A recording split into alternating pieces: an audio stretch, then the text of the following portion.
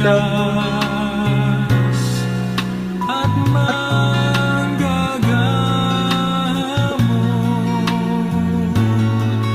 Oh, hallelujah.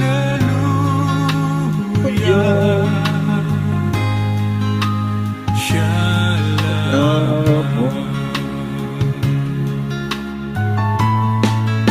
Si Kristo lamang ang katugunan.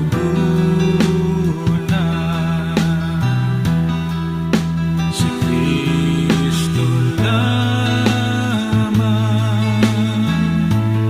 ang kailangan.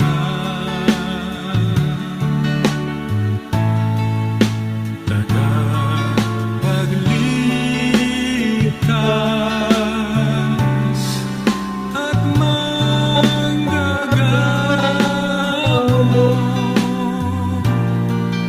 Oh, hallelujah.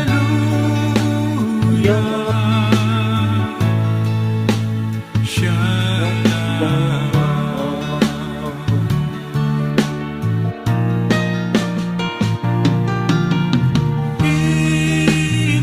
Inyalay ko, inyalay ko ang lahat sa'yo, Kristo. Inyalay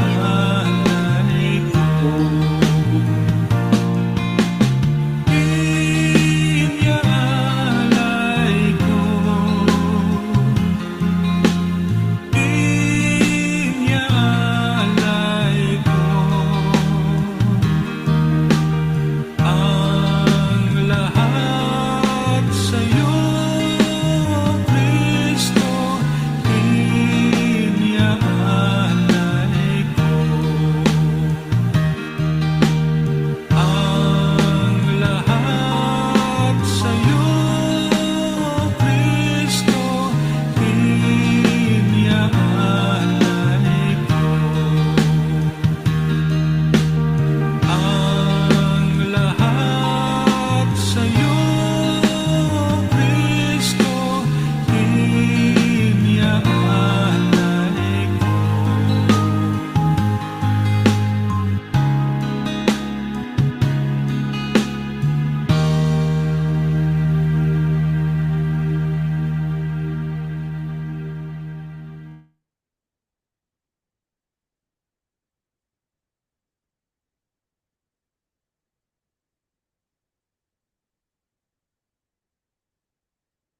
Good evening po sa bawat isa sa gabing ito. Cortesa family, Joy and Ron, si April, nandiyan ka ba kina Ate Lani?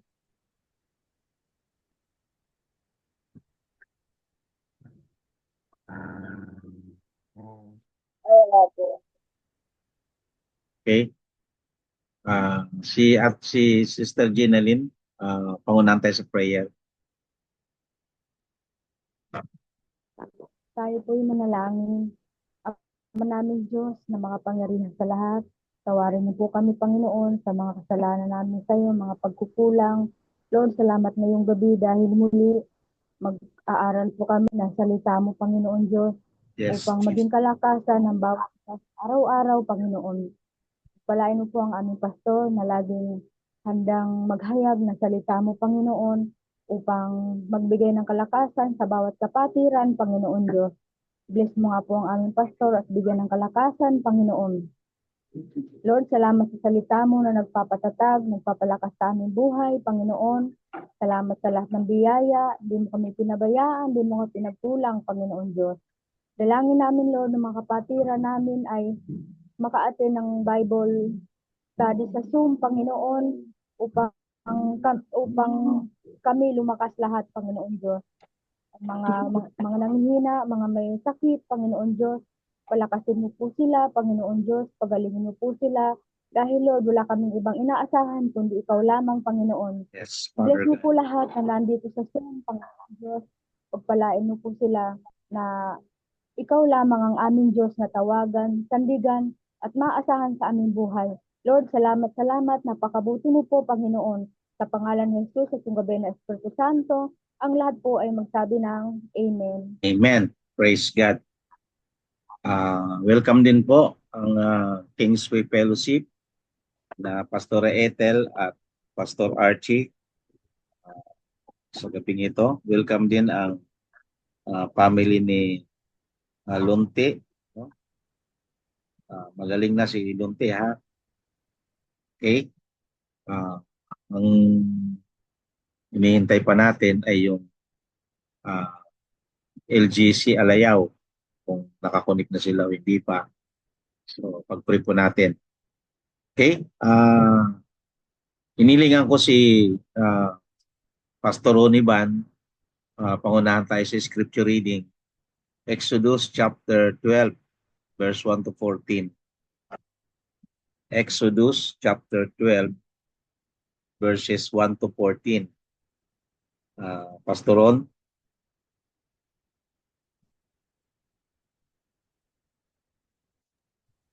Ano ulit pang? Exodus chapter 12, 1 to 14. Exodus 12, 1 to To 14. 14. Exodus 12, 1, verse 1, sinabi ni Yahweh kina Moises at Aaron sa Ehipto, mula ngayon ang buwang ito ang siyang magiging unang buwan ng taon para sa inyo. At sabihin ninyo sa buong sambayanan ng Israel na sa ikasampung araw ng buwang ito, bawat pamilya ipipili ng isang tupa o batang kambing para sa kanila. Kung maliit ang pamilya at hindi makakaubos ng isang buong tupa, magsasalo sila ng malapit na kapitbahay na hindi rin makakaubos ng isang buo. Ang dami ng magsasalo-salo sa isang tupa ay ibabatay sa dami ng makakain ng bawat isa. Kailangang lalaki ang tupa o ang kambing. Isang taong gulang, walang kapintasan. 6. Aalagaan ito hanggang sa ikalabing-apat ng buwan at sa kinagabihan. Sabay-sabay napapatayin ng buong bayan ng kanilang inaalagaang hayop. Kukuha sila ng dugo nito at ipapahid sa magkabilang poste at itaas ng pintuan ng bahay na kakainan ng kinatay na hayop. Sa gabi ring yon, lilitsyonin ito at kakainin kasama ng tinapay na walang pampaalsa at ang mapapait na gulay. Huwag ninyong kakainin ng hilaw o nilaga ang hayop, kundi lilitsyonin ninyo ito ng buo kasama ang ulo, ang mga pata at ang mga laman loob. Huwag kayong magtitira para sa kinabukasan. Kung may matira, kailangan sunugin kinaumagahan. 11. Kapag kakainin na ninyo ito, dapat nakabihis na kayo, nakasandalyas at may hawak na tungkod.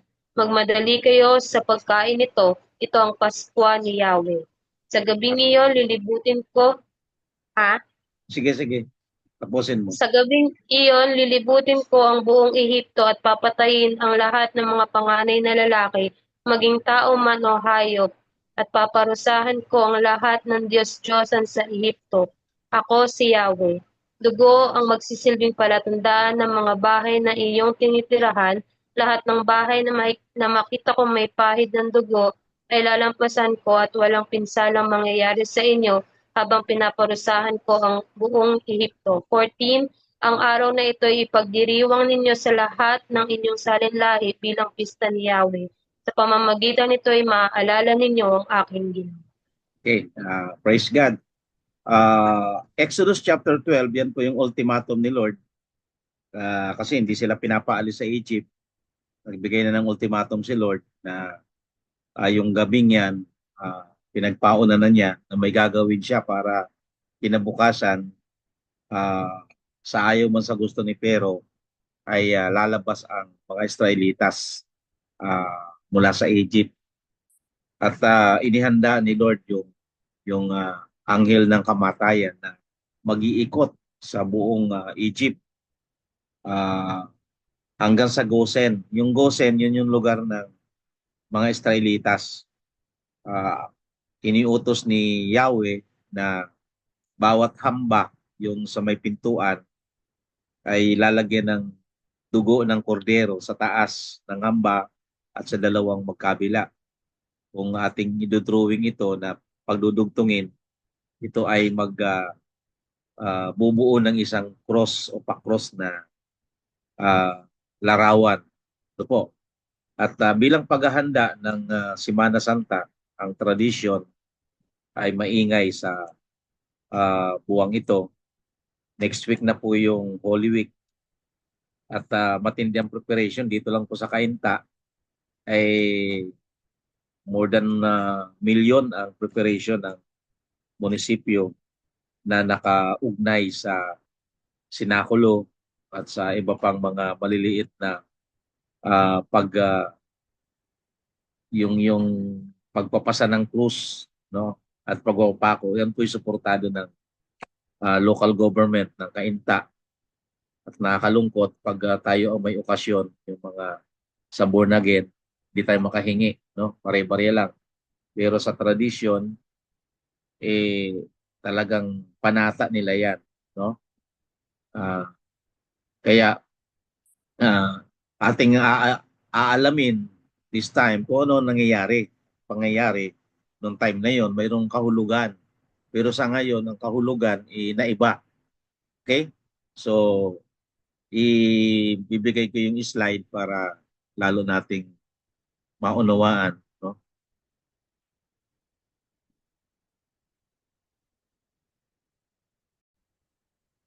Yan.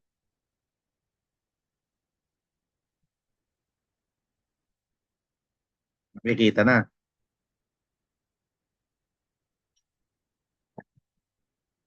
Yan po yung Christ our Passover Lamb. Doon po sa Exodus chapter 12 verse 12, sinabi ron, sabi ni Yahweh, yan ang aking Paskwa, no? Ang salitang Paskwa ay Passover, no? Sa Latin o sa Espanyol ay Pasko o, ng pasasalamat. Okay?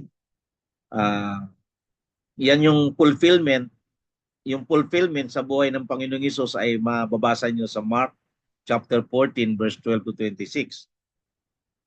Nung papasok sila sa Jerusalem, iba yung sinulat ni Mark. Kasi ang hinanap diyan ng mga alagad niya, sabi ni Jesus, maghanap kayo ng isang tao na sabihin niyo na saan ba ako tutuloy at ihanda ninyo yung upper room, yung pagdadausan ng Paskwa at nung kordero na kakainin natin.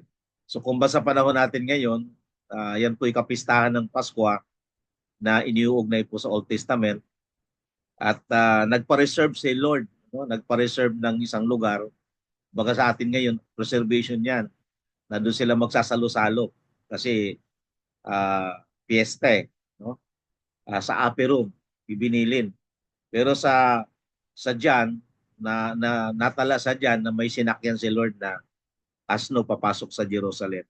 So yung apat na ebanghelyo, apat na nag-akda, ay iba-iba ang istorya sa apat na anggulo ng pagiging Misaya ng ating Panginoong Hesus. So kaya titingnan natin yung biblical history from Exodus chapter 12. Christ our Passover Lamb. Yan ang sabi ng 1 Corinthians chapter 5 verse 7. Yan, Christ our Passover Lamb. Siya yung Paskwa na yung korderong pinatay nung time na yun, nung gabing yun, nung ating gabi, na nasa loob lahat ang mga tao, no?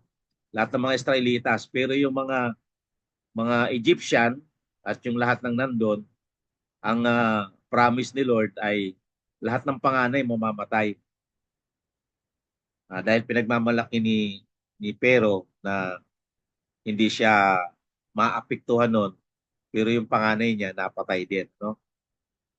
Kaya ipinapahiwatig ng korderong pinatay yung dugo na ini yung pinahid sa hamba ng bahay.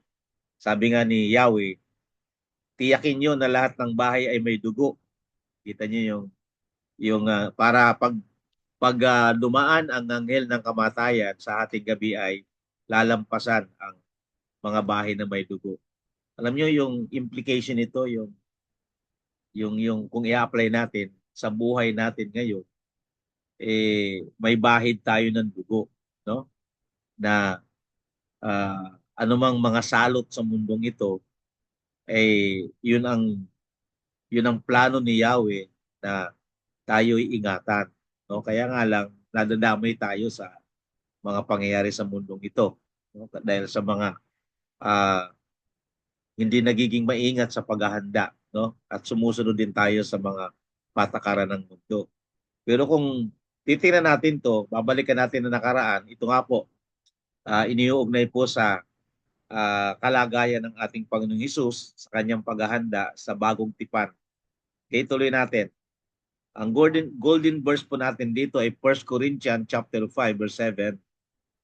Ito po, sabi rito, cleanse out the old leaven that you may be a new lump, as you really are unleavened, for Christ, our Paschal Lamb, has been sacrificed. Sabi diyan, yung mga tinapay daw nakakainin ay walang libadura.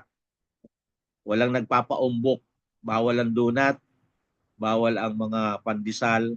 So kailangan lang yung walang libadura, yun po yung bilin, no? Kasi ang tinutukoy nito, yung mga Kristiyano ay walang libadura. Yan po. As you really are unleavened, no? For Christ, our Paschal Lamb, has been sacrificed. So yun po yung sinasabi ni Paul, no? Itinulad tayo, yung metaphor, itinulad tayo sa mga tinapay na walang libadura. Ang ibig sabihin, we are pure, walang pampaumbok, walang hypocrisy, no? Tunay. Okay? Sa King James Version, ginamit dito yung Christ, our Passover, is sacrificed for us. Mamaya, yung sa conclusion, makikita natin yan. So, Exodus chapter 12 and 1 to 14, pag-aralan nyo na lang yan, basahin nyo, gawin yung devotional. And Mark 14, 13 to 26. Yan po yung mga talatang pinaghambing po natin. Yan po tayo, yung tupa. Kordero, ba't kordero? Yun po yung hindi pa nakaka-pure yan. Hindi pa sumisiping sa iba. Yan po ay iniuugnay, parang typology ni Lord Jesus Christ as a lamb that is slain, no? Si Jesus ang kordero ng Diyos na nag-aalis ng kasalanan ng sanlibutan. Ayan, ginagana po nila ang Passover lamb sa loob ng tahanan ng bawat. Ngayon po, kinuha ko yung Shabbat, ang tawag nila dyan ay Shabbat, na pinapractice nila yan, no? Kahit sa mga Jewish people. Ngayon, modern na ito eh. Ang ibig sabihin ng Passover ay Pesach, no? A holiday commemorating the Hebrews' liberation from slavery in Egypt. Pinatunayan ng Diyos ang kanyang pangako. At ang tanong, sino ba yung nasa loob ng bahay na yung sa labas may ginagawa ang anghel ng kamatayan, may salot na umiikot. Yung mga naroon sa loob, they are just obeying the law, obeying the ordinance, and they are yung nagsasalo-salo sila sa korderong pinatay, no? Yan po, no? Ang iba diyan siguro pasaway, but it is not the na mag-uumiport ka pa. Basta ang nakita diyan na sabi ni Yahweh, lahat ng bahay kailangan may dugo. So it means na doon nakatingin ang Panginoon sa kanyang provision para sa kaligtasan ng bawat isa. So, dahil kailangan may bahid ng dugo ng ating Panginoong Hesus kung sa panahon natin ngayon. Okay? Passover means to pass over, to protect. Judgment passes over, and the Lord God stands guard, protecting those who trust in His provision. Sabi ng Exodus 12:23. For the Lord will pass through to slay the Egyptians, and when He sees the blood on the lintel and on the two doorposts, the Lord will pass over the door and will not allow the destroyer to enter your houses to slay you. So control pa rin ni Lord ang salot, control ni Lord ang pumapatay, control ni Lord. Kung ano man nangyayari dito sa mundo, control po ng ating Panginoon yan. He allowed to pass everything, pero mayroon siyang protection na inilagay sa kanyang mga tao. Yun po yung napakahalaga rito. Basta nasa loob ng bahay, safe ka. Basta nakita yung dugo na mayroong bahid dun sa doorpost, hindi papasukin ang anghel ng kamatayan. No, ligtas sila. Yun, napakahalaga po na it is not the issue of attitude o bago ka o anuman, no? Basta napakahalaga, may pauna na si Lord sa buhay mo. Kaya nga pagdating sa Mount Sinai, nandoon na yung mga precepts o yung commandments to do what is right before the Lord. Pero may ginawa muna ang Lord. No, inilabas muna sila at mayroong bahid ng dugo ang kanyang mga tao, bawat bahay. Pero hindi nangangahulugan na yung lahat ng nasa loob ay mga banal, mga santo. No? Basta napakahalaga, niligtas sila ni Lord.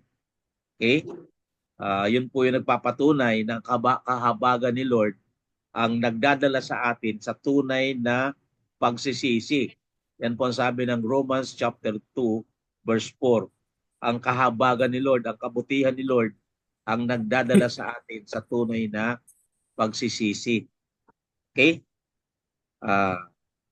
The Jewish Passover dito sa Exodus 12, may tatlong kahulugan. Ano? Ang Passover lamb, makikita nyo yung karakteristik niyan ay batang tupa. No? Yan po yung ginamit. Then the Passover lamb had to be slain. Papatayin. No? At ito ay patungkol sa kamatayan ng ating Panginoong Hesus. At yung pangatlo, the blood of the lamb had to be applied. Exodus 12:8 to 12. Doon po sa mga tao ng Diyos. Kita nyo po yung implication na yun, napakahalaga na maunawaan natin kung gaano in-apply sa buhay. Kasi kung, halimbawa, ang sangkatutakan sabon mo sa bahay, nag-collection ka ng iba-ibang klase ng sabon na magagandang gamitin, pero hindi mo naman ina-apply, paano ito magiging epektibo sa buhay mo, di ba? Ganun din sa banal na dugo ni Jesus. Dapat i-apply ito sa ating buhay, no? Makikita natin dito, no? Sa application, the Passover was to be a memorial supper. Exodus chapter 12 verse 14 and verse 42. Kailangan lagi itong gawin, ulitin, no? Kaya nga mayroon tayong communion sa 1 Corinthians 11:23 to 27. At yung proseso kung paano ginanap ito nung inauguration diyan sa Mark chapter 14 verse 13 to 26. Kaya every first Sunday, ina-apply natin ito sa ating buhay bilang pag-alaala sa ginawa ng ating Panginoon para sa atin. Okay? Yun po yung kahulugan noon. Kaya kahit sabihin natin ang isang tunay na Kristiyano ay valid reason na hindi talaga siya maka-attend. Pero yung communion Sunday, napakahalaga yun. Because it is between you and the Lord. And the covenant, the new covenant, na kahit ano man tayo, okay?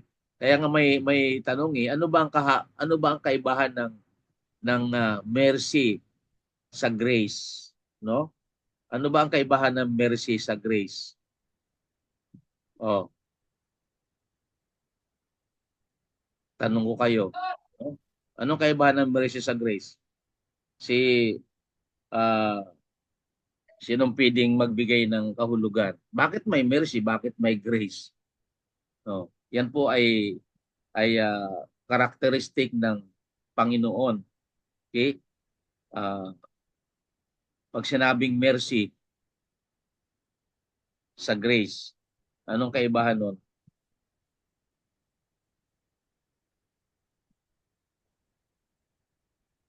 Ikaw, Ate Jenny Lynn, may masasabi ka ron?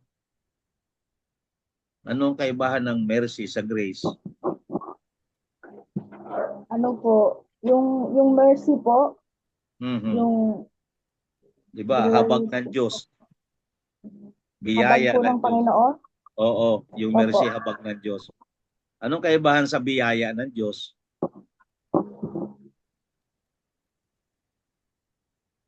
mercy and grace. Yung mercy po, sa awa at kahabagan ng Panginoon. Tinagalog po lang. Opo. Oh.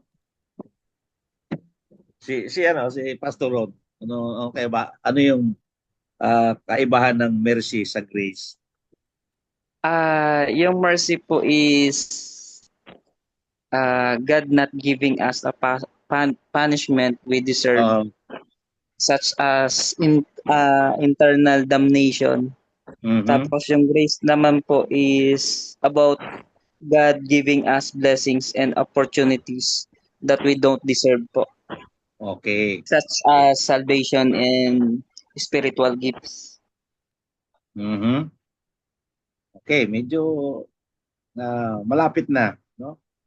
Pastor Rachel, ano ba ang kaibahan ng mercy sa grace? Yun na nga yun. Okay na sa akin yung pastor. Tulad ng Okay na. sinabi ni... Oo. Okay, Okay na okay. yun. Ano? Napakahalaga yun, ano? Kasi sa ibang salin, yung grace, kagandahang loob ng Diyos, di ba? Ang Oo. mercy, kahabagan. No? Mm. Pagkapampangan ng tanungin mo niyan, magkaiba yung habag sa awa. Nagkakaroon ng itch yung awa, nawawala naman ng itch sa habag. Kaya habag and hawa, no, yun ang sa Kapampangan.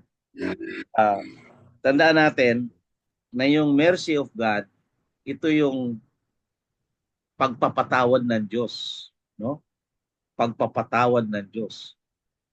Yung grace ng Panginoon, ito yung pinatawad ka na, pinaghanda ka pa. Parang tingnan mo yung illustration na yun, ano, yung pinatawad ka na, nahabag sa iyo nahabag kahit hindi ka kapatapatawad yung nahabag. Luke 16. Luke 16. Yes. Di ba? Pinatawad ka, nahabag. Parang yung prodigal son, di ba? yung tapos pinaghanda ka pa. Yun ang biyaya, no?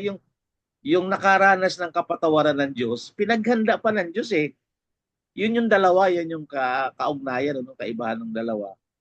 Nandun yung pagpapatawad sa habag ni Diyos, habag ng Diyos.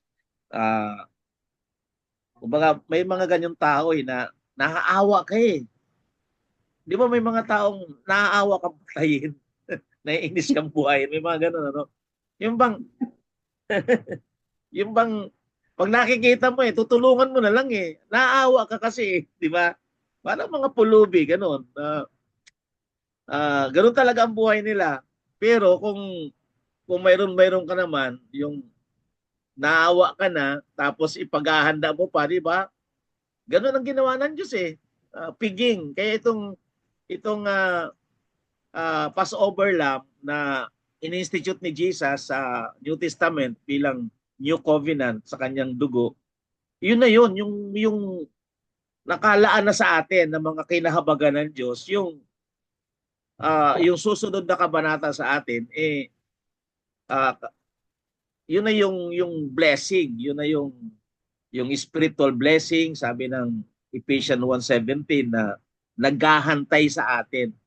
Nandun na ang sabi nga ni John Piper, yung future Christian hedonism, yung puro, ang nakahanda sa atin, puro biyaya o yung abundant life na tinatawag ng Panginoon na minsan nararanasan natin ito sa mundong ito, yung may tunay ka nga lang kapayapaan, the best na blessing na yun. Kasi yung panahon natin, panahon na very stressful, depressed, kahit nga ang mundo na didepress sa mga kalamidad. So, ito po yung kahulugan ng Passover Lamb na in-institute ng Panginoon, ano, yun yung sa buhay ng ating Panginoon, although ginaganap yan ng mga Israelitas until now, no? From the time na hindi pa ni Jesus ginagawa ito, pero ginagawa na nila yan. Kaya dahil sa kanilang obedience doon sa sabi ni Yahweh, no? May ginawa ang Panginoon sa mundo, yung simbolo ng Egypt, pero guarded naman yung kanyang mga tao because of the blood of the Lamb. Kaya nga sabi sa binasa natin sa Exodus chapter 12 na kapag ang bahay ay walang bahid ng dugo, papasukin ng anghel ng kamatayan.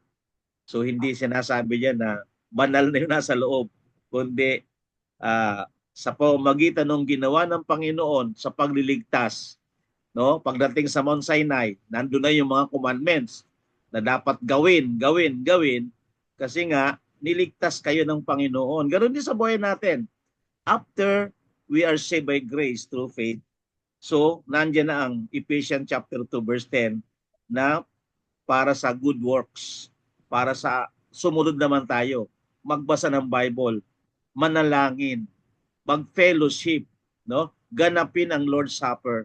Yun po yung mga batas ng ating Panginoon. Kaya napakahalaga ng ibig sabihin, sabi nga, yung lahat na may bunga ng banal na espiritu, kailanman ay wala ng batas. Bakit? Masunurin tayo eh. No? Wala ng batas na laban sa atin because we obey the law. Yun po yung kahulugan ng naligtas sa biyaya. Hindi kinukontra ng biyaya yung law. Ano? Pinapatunayan ng biyaya na matibay at banal yung commandment. It is because yung mga niligtas ng Diyos ay masunurin sa kautusan. Nakuha po ninyo, hindi nagkukontrahan yan. Hindi rin magkaiba ang kaligtasan sa Old Testament sa New Testament. Kasi kung magkaiba, ang isip ng Diyos paiba-iba din. Yun po ang problema. Kaya we are saved by grace, ganun din po yung Old Testament patriarchs. At ang patunay niya, pag pinag-aralan natin ng Hebrew chapter 11, nandun yung giant of faith, nandun yung mga kasaysayan ng mga tao ng Diyos na pinapatunayan we are saved by grace through faith, no? Hindi po sa gawa. Nagiging masunurin sila sa gawa na nagpapahiwatig na yung mga taong yun na sumusunod sa gawa ay mga niligtas ng ating Panginoon. Okay, sa Old Testament. Okay? So, yan po. Kaya sa 1 Corinthians 5:7-8, ito po yung sinasabi, cleanse out the old leaven that you may be a new lamb as you really are unleavened. Tingnan niyo po. Kayo ang tinapay na walang libadura. So, yung tinapay na walang libadura, maganda yung paggawa nun eh. And that is what the Lord, sa tingin ng Diyos tayo yan, pure. Walang hypocrisy, walang mga paumbok, walang mga for Christ our Paschal Lamb has been sacrificed. Let us therefore celebrate the festival not with the old leaven, the leaven of malice and evil. Yan pala yung mga pampaumbok o yung libadura na may mga malisya, no, at mga masamang kaisipan. But with the unleavened bread with sincerity and truth. Yan po yung yung karakteristik ng mga totoong mananampalataya. To the leaders of LGC, members, Acts 20:28 ang napakahalaga po. Bilang leaders, bilang mga tinawag ng Diyos. No, sabi diyan ni Paul, kasi kinausap niya mga elders sa Epeso, winarningan niya. Pero itong sabi niya, Holy Spirit ang tumawag sa inyo para kayo ay mag-leader, no? Take heed to yourselves and to all the flock in which the Holy Spirit has made you overseers to care for the church of God, which He obtained with the blood of His own Son. Praise God. Alam niyo po, kapag ito na titingnan ko, babasa ko, sabi ko, Lord, ang sarap maglingkod sa inyo. At ang pinaglilingkuran po natin ay precious entity because binili ng banal na dugo ni Jesus. And that's the whole kumbaga saan yung kabuuan ng ating paglilingkod sa church.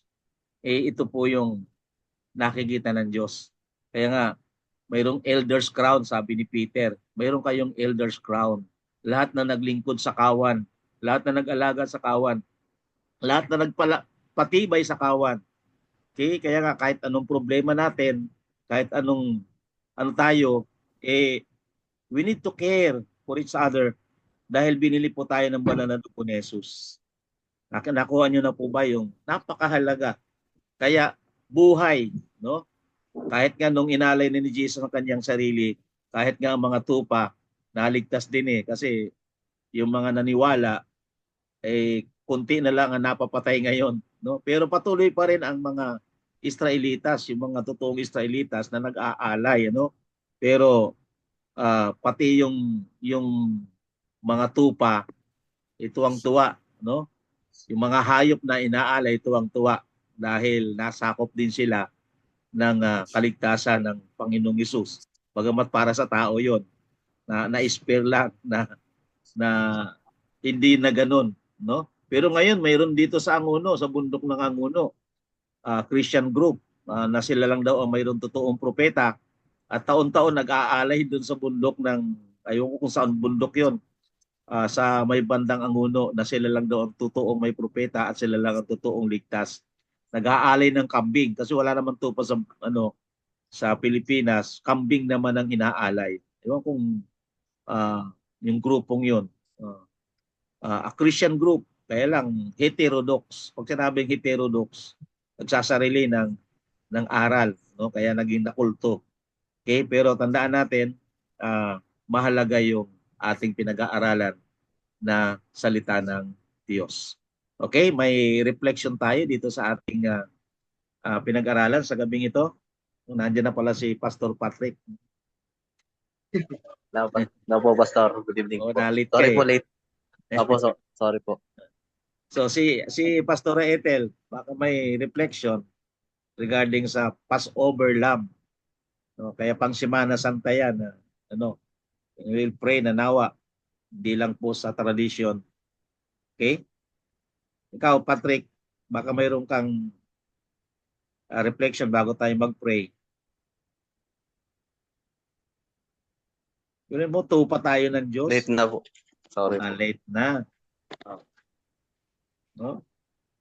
Si Ate Lani, baka may babahagi. No? Pastora Shen, baka may idadagdag pa. May dadagdag ako, konti-konti lang, di ko nahabaan. Remind ko lang na dun sa Isaiah 53, by Yun. prophecy ni Isaiah, pointing to Jesus Christ. Dun sa 53, verse 6, saka verse 10, verses 6 and 10, makikita natin na kalooban ng Ama, ng Diyos Ama. Amen, di ba? Ang kamatayan ng Panginoong Jesucristo upang ialay, no, ang kanyang buhay, ang kanyang dugo, para sa kapatawaran ng ating mga kasalanan at makaiwas tayo sa galit ng Ama. Sa galit ng Ama. Diba? Kaya tayo, sa galit ng Ama. sa mga makasalanan. Kaya nga Yes. talagang hindi lamang ang Panginoon sa Kristo ang dapat nating pasalamatan, but higit din ang Ama dahil isinakripisyo niya ang kanyang anak, no? Amen. At ang Praise banal na God. Espiritu na kumilos sa puso nila, no? So, importante yun na malaman natin na hindi dahil lamang para sa atin, kundi dahil nga galit ang Ama sa taong makasalanan.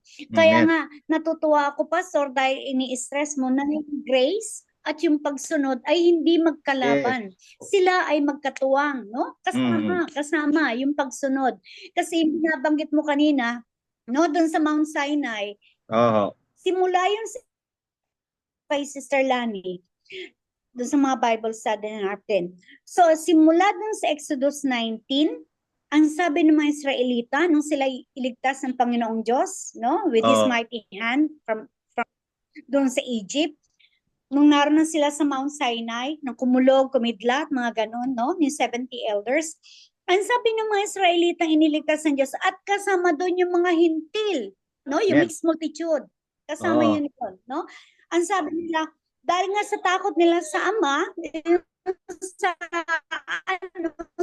sa boses ng Diyos, sabi nila, yun ang sabi, nung mga taong present at that moment, susunod kami even though wala pa yung mga kautusan ng Diyos. Dahil nga takot sila sa Diyos at takot sila sa nakita nilang kapangyarihan ng Diyos na sila iligtas sa Ehipto. So hindi pa man sinasabi yung mga kautusan, which mababasa natin from Exodus 20 hanggang 24.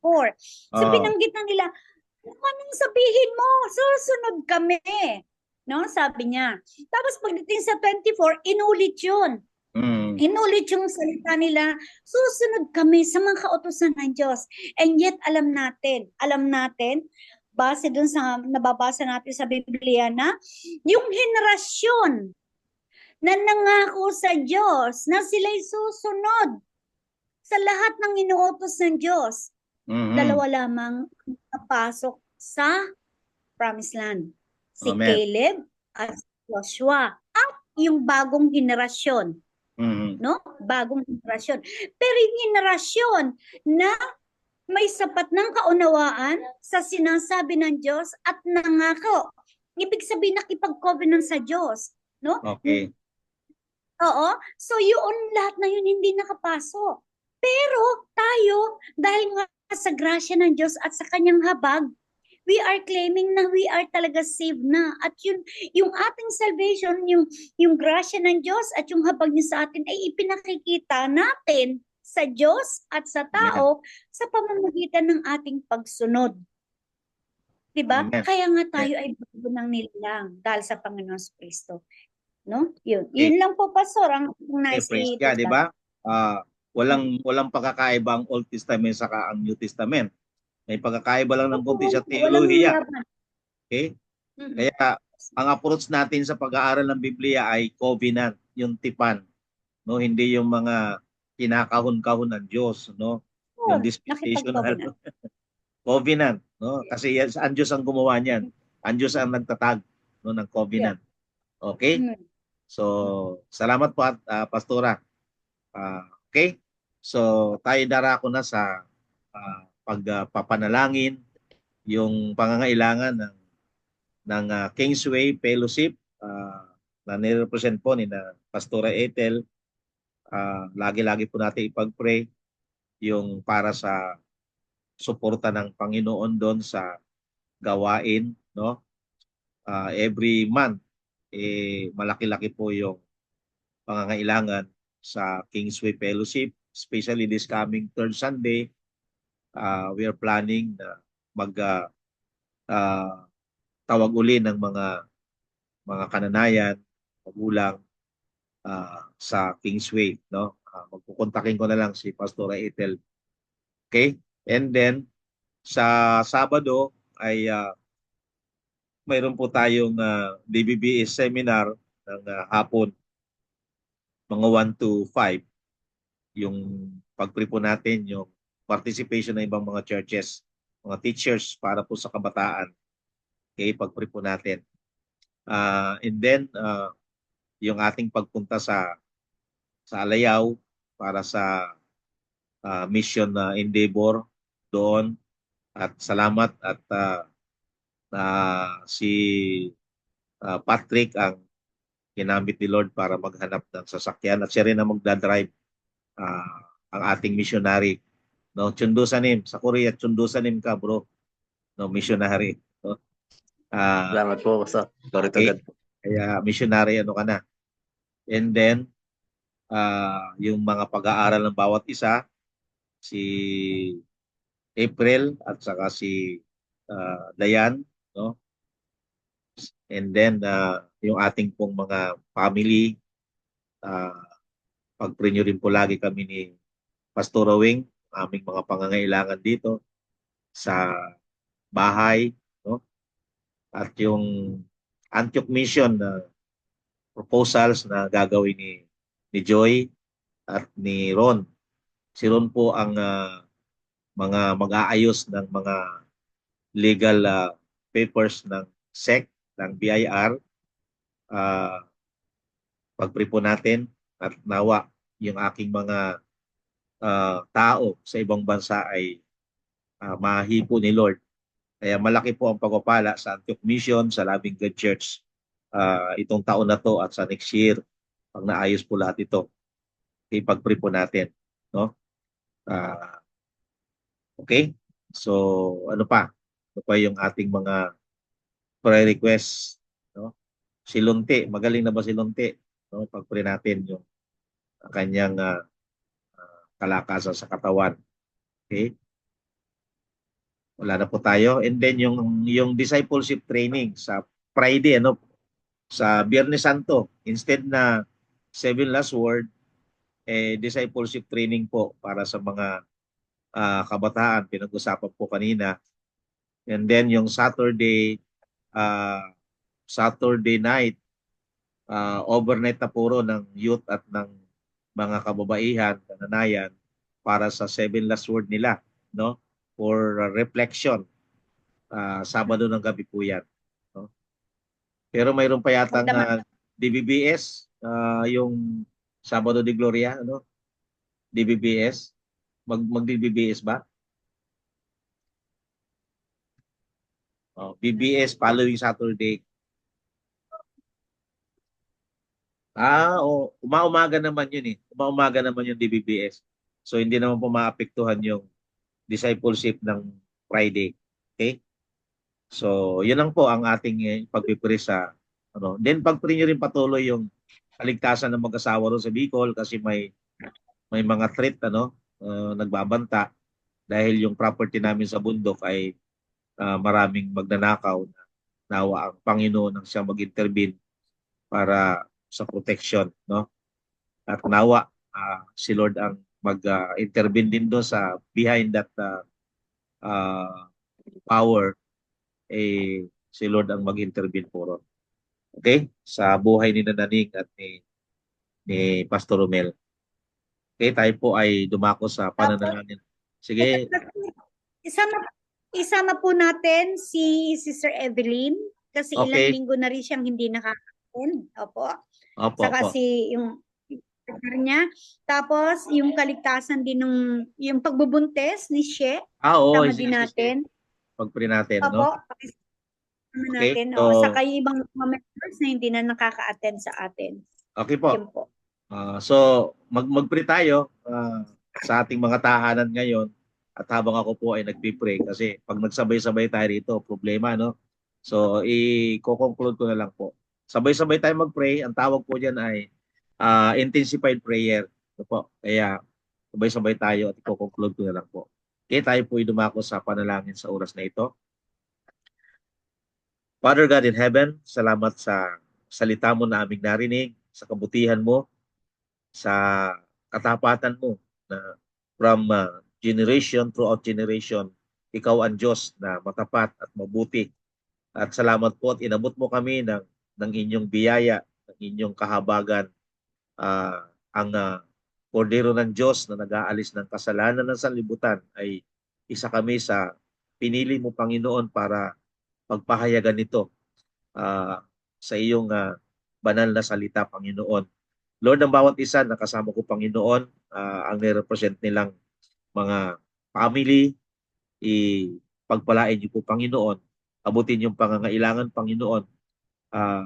Ang Kingsway Christian na Fellowship, Panginoon, sa Murong, I pray na patuloy na pagpalain niyo po ang mag-asawang Pastora Ethel at Pastor Archie, kasama ng kanilang anak, at maging Panginoon na pangunahan niyo po sila sa kanilang pag-i-evangelize, na sila po ay patuloy na makasumpong ng biyaya sa inyo, na sa buwang ito ay may mga makasama na sila sa church. Pangunahan niyo po, Panginoon, maging ang mga nakakarinig na ng inyong salita sa dakong iyon. Salamat po, Diyos, sa provision mo sa buwan-buwang rental sa Kingsway Fellowship at sa pangangailangan na Pastora Ethel, Panginoon. Lord, dalangin ko rin, Panginoon, ang buhay ni na Pastora Naning at Pastor Romel sa Alayaw Christian Church, maging sa kanilang pinagkukunan ng ikabubuhay nila, pagkukupra. Father God in heaven, I pray na kayo po mag-intervene sa mga taong nagbabanta sa kanila, na naman, Panginoon, ang kanilang mga sinasabi ay maunawaan nila ito, at patuloy, Lord, na kayo po makilala ng mga taong ito, maging ang mga nag-uutos dito, Panginoon, ang mga nagnanakaw sa bundok, Lord, sa Kupra, at ang mga umaangkin ng mga boundary ng aming lupain, Panginoon. Nawa, makilala ka ng lubusan nila, Panginoon. Sa pangalan mo, Jesus. Dalangin ko rin, Panginoon, ang preparation namin sa pagpunta sa Alayaw, ang mga donors ng mission trip na ito, ang mga makakasama namin, maging ang van, ang nagpahiram ng may-ari, na kayo po mangusap sa kanila, na ang gawain ito ay para sa inyo, Panginoon. Maging ang magdadrive sa amin, Panginoon. Salamat po, Diyos, sa lahat ng inihanda mo, Panginoon, na tulong para doon, Panginoon. Pagpalain niyo po ang mga donors na gagamitin mo sa taong ito, Panginoon. At maging ang mga preparation, Panginoon, na ginagawa namin sa Antioch Mission, ang proposal na gagawin ni Joy, patuloy, Lord, na pangunahan niyo po, gabayan, na ang bawat makakabasa nito ay ma-motivate na mag-suporta sa Antioch Mission vision, Panginoon. At maging ang mga aayusin ni Pastor Ronnie Ban, ng mga legality sa SEC at maging sa BIR, kayo po, Diyos, ang manguna, Panginoon, na maging ang office ng Loving Good Church, na maging office ng pangkalahatan na mga employee ng Antioch Mission at ng Loving Good Church, ay magkaroon po ng kaayusan, Panginoon, ng lahat ng ito. Salamat po, Diyos, sa pag-aayos mo sa lahat ng logistic ng mission, Panginoon. At dalangin ko, Panginoon, na ang lugar ng Park Place ay kayo po, Diyos, ang mag-provide ng pangangailangan namin, Panginoon, para ma-acquire namin ang property niyan nang malaya kaming makakilos para, Panginoon, sa activities ng mission endeavor, Panginoon. Salamat po, Ama, maging sa pangunguna mo, Panginoon, sa Loving Good Church. At kayo po, Lord, ang patuloy na mag-establish ng mga gawain na ayon sa inyong kalooban, magtayo ng magtatag ng mga Bible study leaders, ng mga small group, maging ng mga visitation team, Panginoon. I pray na nawa, ingatan niyo po si She sa kanyang pagbubuntis, na hanggang sa makaluwal ito ng maluwalhati. Ang pamilyang ito, Panginoon, ay preserve mo, na nawa sa muling paglakas ni She, Panginoon, ang buong pamilya niya ay makita namin sa Loving Good Church, na kasama namin na sumasamba sa inyo. Ganoon din, Panginoon, si Sister Evelyn, patuloy, Lord, na kayo po ang umabot sa kanyang pangangailangan, at gabayan mo siya, Panginoon. Si Sherwin, Lord, I pray na nawa magkaroon ng panahon para, Panginoon, sa pag-attend ng gawain, Panginoon. Salamat din, Panginoon, sa lahat ng mga activities na gagawin, Panginoon, sa Loving Good Church. Ang Saturday, dalangin ko po ang mga inimbitahan namin para sa teacher seminars para, Panginoon, sa DBBS, sa inyo namin pinagkakatiwala, Ama. Maging, Panginoon, ang Holy Week, ang discipleship training, maging ang DBBS sa Holy Week, Panginoon, ay magkaroon to ng katuparan at ang provision mo, Panginoon, sa lahat ng mga gagamitin mo sa okasyong ito, Panginoon. Ang Easter downwards worship service namin at ang gawain ng mga kababaihan sa church at ng mga kabataan, patuloy mong palakasin ang bawat isa sa inyong ikalulugod, Panginoon. Salamat po sa gabing ito sa lahat, Panginoon. Maging ang pangangailangan ni Patrick, kayo po Diyos ang magkaloob at ang pag-iingat mo, Panginoon, sa inyong church building sa lugar na yun, Panginoon, ng Park Place. Ganoon, Panginoon, ang mag-asawang Ron at Joy sa kanilang pangangailangan sa araw-araw, Panginoon. Bigyan mo sila ng knowledge and wisdom para, Panginoon, sa mission na kanila, Panginoong gagawin, Panginoon. Ganoon, Panginoon, sa buhay ni April, ni Dayan, sa kanilang pag-aaral at sa kanilang karir, Panginoon, ay bigyan mo ito, Panginoon, ng katuparan, Panginoon, ang kanilang mga pinapangarap sa buhay. Ama, maging Panginoon ang pamilya ni Grace at ni Ace, Panginoon, maging ang kalakasan ni Lunti, Panginoon, patuloy na kayo po Diyos ang magpalakas sa batang ito, maging sa mga plano ng dalawang ito, Panginoon, sa kanilang family, maging sa pamilya ni Ate Cora, Kuya Arnel, Panginoon, patuloy mong abutin sa biyaya ang kanilang pangangailangan, Panginoon. Ganoon, Panginoon, si Ate Jeneline, ang kanyang pamilya, Panginoon, patuloy na abutin mo, Panginoon, ng iyong kalakasan, Panginoon, lalo si Kuya Tuto na ang kanyang buhay na pinagaling mo at pinalakas ay ialay niya sa paglilingkod sa iyong dakilang pangalan, Panginoon. Ganoon din, Panginoon, ang buhay ni Pastor Racine sa kanyang, Panginoon, paglilingkod sa inyo. Patuloy, Lord, na kasama niya ang kanyang mga anak sa pananampalataya. At patuloy, Lord, na ingatan niyo po sa araw-araw activities, Panginoon, ni Pastor Racine, Panginoon. Maging sa aming dalawa ni Weng, Panginoon, ang lahat ng pangangailangan namin dito, Lord. At maging sa preparation mo, Panginoon, sa mga activities na inihahanda mo para sa amin, palakasin niyo po kami, Panginoon, sa lahat, sa araw-araw ng aming mga ginagawa, Ama. Salamat po sa gabing ito, sa provision mo sa lahat, no? Maging kay Sister Lani sa kanyang, Panginoong pangangasiwa sa kapiraan, maging sa lahat ng churches ng Antioch Mission, siya po ang ginagamit mo para sa mga kapirahan, kaayusan dito, Panginoon. Pagpalain mo ang kanyang family, Panginoon, na naglilingkod sa inyo, Panginoon. Salamat po sa lahat-lahat ng ginagawa mo at gagawin mo, Panginoon, ang kaayusan sa inyong gawain na inaangking kong tagumpay, sapagkat lahat ng ito ay aming dalangin sa pangalan ni Jesus. Amen. Praise God. Hallelujah. So, Praise God. Ate Amen po. April, Praise God po. tayo po yung mag-picture taking uli sa gabing ito. So, pakita niyo yung inyong magagandang mukha. No? Oh, nakakasilo si Bay. No? Nakakasilaw. Ate April, paki-picturean mo lahat. Uy, magaling na si Lunti. No? Okay. Si Nami, kasali rin sa prayer meeting. Ay, Nami.